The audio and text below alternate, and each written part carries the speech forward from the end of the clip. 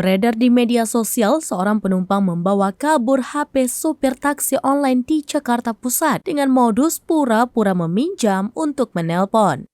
Video tersebut diunggah akun Instagram @terang_media yang memperlihatkan rekaman dari dalam mobil taksi online yang diambil pada Selasa 11 Juli 2023 pada pukul 14.20 waktu Indonesia bagian Barat. Berawal dari supir taksi online yang menggunakan masker itu sedang menggunakan HP-nya saat duduk di kursi pengemudi. Tiba-tiba dari pintu samping terlihat seorang pria menggunakan kemeja panjang warna biru berdiri di luar saat pintu mobil terbuka. Pria itu masuk ke mobil ketika sang supir memperlihatkan HP yang dipegangnya. Dengan santai, pria itu membawanya pergi ketika setelah mengatakan untuk meminjam HP tersebut sebentar.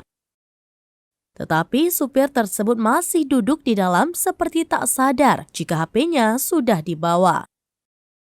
Informasinya, peristiwa ini terjadi di kawasan Gajah Mada, Jakarta Pusat. Ramai yang komentari dan netizen juga mengecam aksi pria tersebut.